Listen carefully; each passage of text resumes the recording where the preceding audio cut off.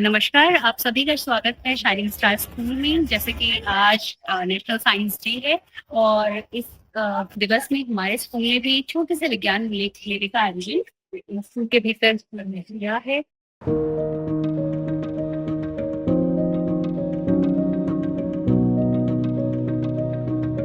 ये सारे मॉडल हमने 3D प्रिंटर से बनाए हैं। ये शाइनिंग स्टार का लोगो, ये टैंक, ऑप्टिमस प्राइम। आज नेशनल साइंस डे है और हर साल की तरह इस साल भी हम लोगों ने जो है नेशनल साइंस डे में बच्चों के अंदर साइंटिफिक टेम्परामेंट डेवलप करने के लिए और वेस्ट से जो चीज़ें बन सकती हैं उससे कुछ मॉड्यूल्स तैयार किए हैं, जिसकी थीम है वुमेन साइंटिस्ट के ऊपर रखी गई है इंडियन सरकार, मतलब भारतीय सरकार द्वारा। तो ये हमने पूरा का पूरा भारत की महिला वैज्ञानिकों के बारे में कुछ जानकारियाँ कोशिश की हैं, प्लस बच्चों ने कुछ मॉड्यूल उसी तरीके के बनाए हैं। हमारे मॉड्यूल का नाम है ऑटोमेटिक ऑडियो कंट्रोल लाइट। हमारे देश के भीतर जो विज्ञान शिक्षा है वो आज भी अंधविश्वास से घिरी हुई है। हम यहाँ पे 2 बार टैप होगा तो उस ऑडियो को कैप्चर करके वो आगे भेजेगा हमारे रिले बोर्ड को। जैसे हम यहाँ पे डबल टैप करेंगे तो ये ऑन या फिर ऑफ होगा। मॉड्यूल तैयार करने का जो मेन ऑब्जेक्टिव है वो ये है कि बच्चे जो है हैंड्स ऑन स्किल यानी कि करके सीखें।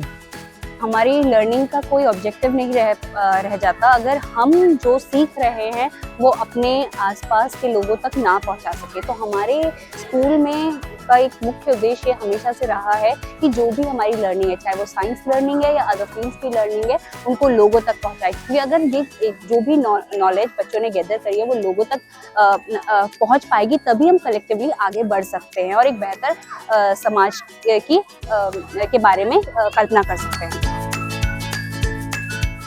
हम लोग प्रैक्टिकल के माध्यम से स्टडी को थोड़ा और आसान बना सकते हैं। इवन हम लोग को शायद पेरेंट्स को भी ये जागरूक करना पड़ेगा और ख़ुद को भी जागरूक करना पड़ेगा कि जी सिर्फ किताबी ज्ञान से कुछ नहीं हो सकता, हमें बच्चों को प्रैक्टिकल के साथ साथ, मतलब किताबी ज्ञान के साथ साथ प्रैक्टिकल्स में भी जोर देना चाहिए। इस फेयर का बेसिक यही है कि जितने भी हम पढ़ाई करते हैं, जो बुक्स में होते हैं, उन सबसे थोड़ा बाहर निकल कर हम उनको डेली लाइफ में यूज़ कर पाएँ और बच्चों का थोड़ा इंटरेस्ट और पढ़ाई की तरफ कर पाएँ, बच्चों को थोड़ा मोटिवेट कर पाएँ कि साइंस सिर्फ किताबी ज्ञान नहीं है, आप उसको डेली लाइफ में कहीं से भी सीख सकते हैं। जैसे कि आज हमारे यहाँ पे साइंस फेयर है और इसमें काफ़ी अच्छा रिस्पांस हमें मिला है। अगर स्कूल के बच्चे भी आए तो उनमें काफ़ी कुछ जो एक्सपेरिमेंटल लर्निंग जो स्कूल लेवल पे होनी चाहिए वो बच्चों ने करी है।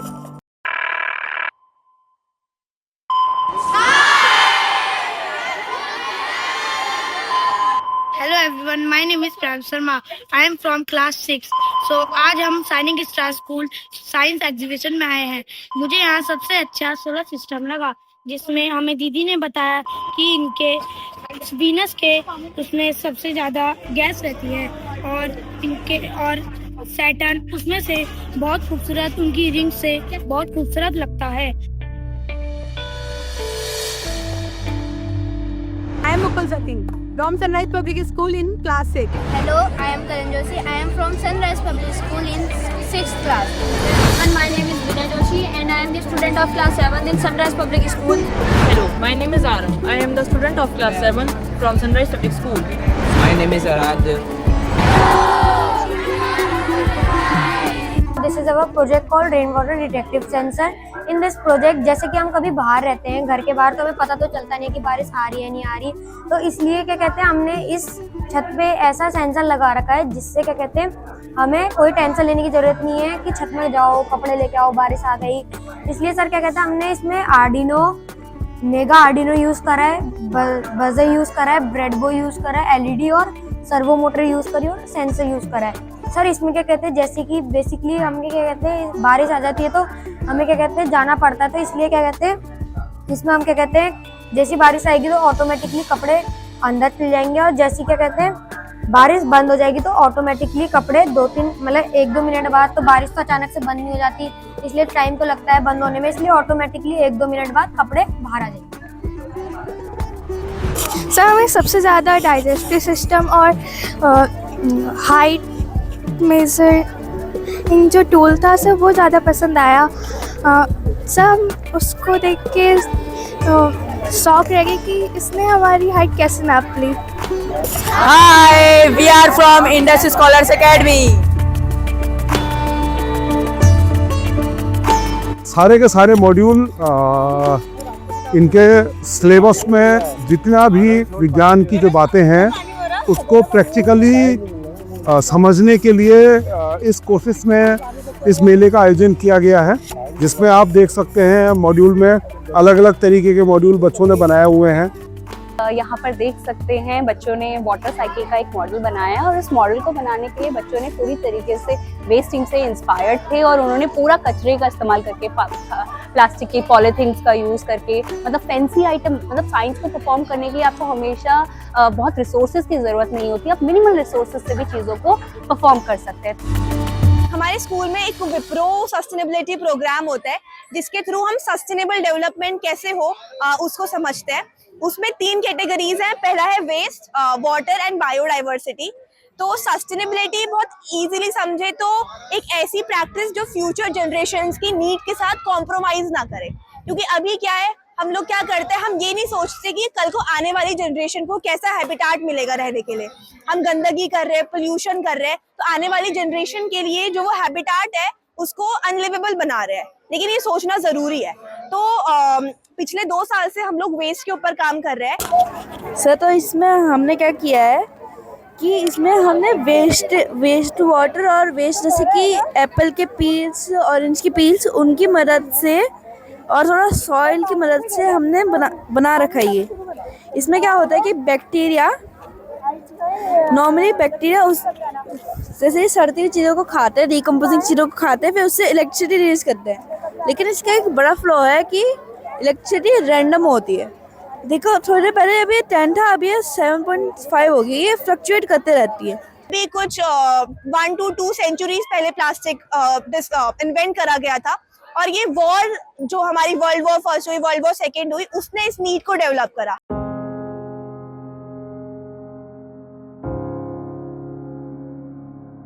अब क्यों करा? एम्यूनिशंस थे, वॉर एम्यूनिशंस या फिर खाने के जो हम जिसमें सामान रखते थे वो सब पहले मेटल का होता था। मेटल मतलब हमारा एल्यूमिनियम हो गया, स्टील हो गया, आयरन हो गया।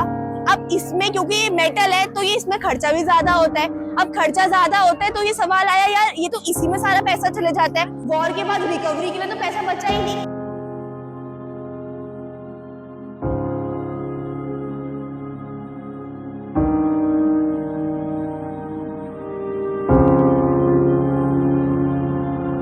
और ये जो हमने यहाँ पे वायर लगा रखी है, इसका काम ये होता है कि इलेक्ट्रिसिटी को ट्रैवल करना, जो उसके अंदर कॉपर वायर होती है वो इलेक्ट्रिसिटी को थोड़ी सी स्पीड में और मदद के प्रोसेस में ज़्यादा तेज करती है।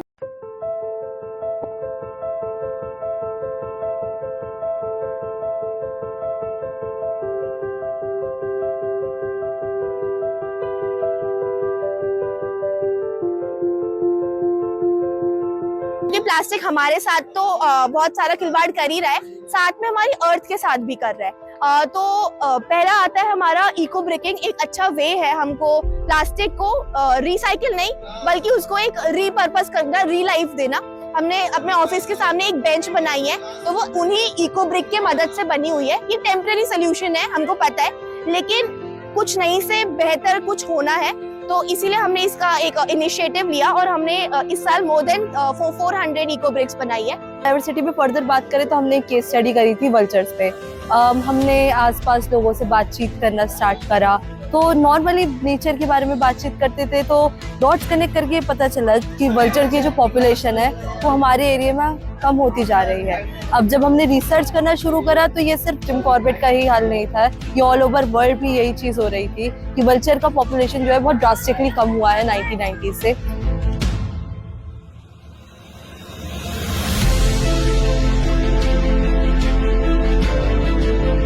अब इसका रीजन देखें तो साइंटिस्ट ने जो रिसर्च वगैरह करी उससे पता चला एक दवाई डाइक्लोफेनाक। तो क्या होता है, जो काउस होती है, काउस को ये दवाई का इंजेक्शन दिया जाता है, it's like a pain killer. तो ये जो दवाई होती है ये उनके शरीर में रह जाती है, लीवर में रह जाती है। अब जब वल्चर उन पे फीड करते हैं तो वल्चर की किडनी को फेल कर देती है ये दवाई, तो जिसकी वजह से वल्चर की डेथ होती है। साथ में पहले एक कॉन्सेप्ट था कि एक एरिया था जिसमें मरे हुए जानवरों को रखा जाता था और वल्चर्स आके फीड करते थे। अब हल्के हल्के करके गवर्नमेंट ने वो कॉन्सेप्ट ही खत्म कर दिया, ऐसा कोई लैंड बचा ही नहीं है, वहाँ पे कंस्ट्रक्शन हो गया, तो वल्चर की फीड करने के लिए कोई जगह नहीं है, जिसकी वजह से वल्चर की पॉपुलेशन बहुत कम हुई है। अब इसका जो इम्पैक्ट है ह्यूमन पे इम्पैक्ट देखे तो अब जो जानवर मर रहे हैं तो वैसे ही पड़े हुए हैं, तो बैक्टीरियाज बढ़ रहे हैं, तो हमको इम्पैक्ट कर रहा है। साथ ही साथ दूसरी चीज जो हो रही है वो ये है कि अब जो जानवर मरेंगे उन्हें कोई ना कोई तो खाएगा, तो जो कुत्ते होते हैं, डॉग्स होते हैं हमारे रीजन के, वो इन पे फीड करते हैं, तो डॉग्स खाते हैं, उनके मुंह में बैक्टीरिया आते हैं और जब वो इंसानों को काटते हैं तो रेबीज बढ़ता है। तो जो ये वल्चर की पॉपुलेशन कम हुई, साथ ही साथ इसने ह्यूमन की पॉपुलेशन को भी इम्पैक्ट करा। अब हम इसके लिए क्या कर सकते हैं, हम सब ने बातचीत करी, लोगों से बात करी क्या इसके सॉल्यूशन हो सकते हैं, तो हमने ये देखा कि डाइक्लोफेनेक को बैन कर दिया है, पर स्टिल इसका इंटेंसिवली यूज होता है। अगर ये पूरी तरीके से बैन हो जाए तो कहीं ना कहीं इसका पॉजिटिव इम्पैक्ट हो सकता है। साथ ही साथ अगर हम फार्मर्स के साथ बात करें, उन्हें अवेयर करें कि ये डंप यार्ड वाला जो कॉन्सेप्ट था वो वापस आए, तो क्या पता ये जो चीज है वो वापस आ सके। सिर्फ मेन ऑब्जेक्टिव ये है कि जो लर्निंग, साइंटिफिक लर्निंग है, वो कैसे इनोवेट कर सकते हैं उन सारे रिसोर्स जो मिनिमल रिसोर्सेज उनके पास अवेलेबल है, उन मिनिमल रिसोर्सेज से कैसे वो नए इनोवेशंस कर सकते हैं। ये हमारा ऑब्जेक्टिव लेंस है, एक 50x का, एक 100x का है। तो अगर आप देखेंगे इस साइड से देखिए, लाइट जला, इस साइड से देखिए तो आपको जो हमारा ऑनियन है उसके सेल दिखेंगे बहुत हल्के से, ऊपर से देखिए।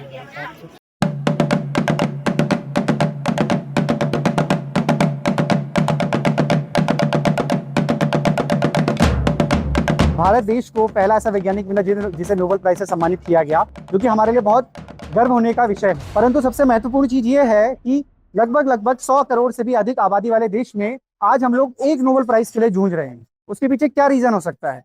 साइंटिफिक टेम्परामेंट की बात करेंगे तो बिल्कुल यही रीजन है कि आज हम लोग किस विषय के ऊपर बात कर रहे हैं और हमें किस विषय के ऊपर बात करनी चाहिए। क्या हम डेली एक ऐसे खुशी मनाते हैं? फॉर एग्जांपल अगर हम लोग ओलंपिक की बात करते हैं तो हमारे एक गोल्ड आ जाता है तो हम लोग खुशी मनाते हैं। वही दूसरी ओर चाइना, अमेरिका, जापान जैसी कंट्रीज लगातार इस चीज में काम कर रही हैं और 10, 20, 50, 100 से भी ज्यादा गोल्ड मेडल लेके आ रहे हैं।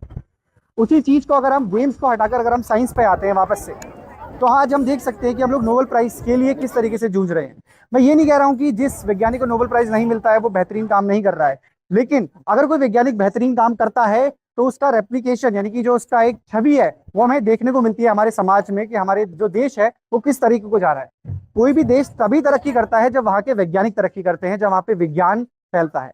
इतने वर्षों के बाद हम यहाँ तक आए हैं और आने के बाद यदि हम आज बात करें विज्ञान शिक्षा की, विज्ञान की या टेक्नोलॉजी की, तो मुझे लगता है कि अभी इसमें बहुत से काम होने बाकी हैं। तो मैं यही चाहूंगा कि आप लोग आज जैसे नेशनल साइंस डे बनाया है हमने, इस साल जब अगले साल हम मनाए तो हमारे पास अपने खुद भारतवर्ष के ऐसे वैज्ञानिक हो जिनका नाम हम गर्व से ले सकें। ये 10 दिसंबर को या जब भी नोबेल प्राइज दिया जाता है वैज्ञानिकों को, उसमें अपने गर्व से कह सकें कि हमारे भारत देश के इन वैज्ञानिकों को इन क्षेत्रों में नोबेल प्राइज मिला है। कोई भी बच्चा हमारे विद्यालय से जाए तो कहीं ना कहीं वो जीवन में बेहतर इंसान बनने की तरफ बढ़े, पहली बात। दूसरी बात कि उसने अपने जीवन में जो लक्ष्य अपने लिए निर्धारित किए हैं वो उन लक्ष्यों से न भटक करके उस दिशा में खुद को तैयार करे और आगे बढ़े। इसके अलावा कहीं ना कहीं वो समाज को अपना कुछ ना कुछ योगदान जरूर दे, ताकि उसके जहन में याद ये रहे कि भाई मैं शाइनिंग स्टार स्कूल से पढ़ के गया हूँ तो मेरी कुछ सोशल रिस्पॉन्सिबिलिटी भी है। रोबोट देखा और एक ऑटोमेटिक वाली वो डस्टबिन, हाँ डस्टबिन।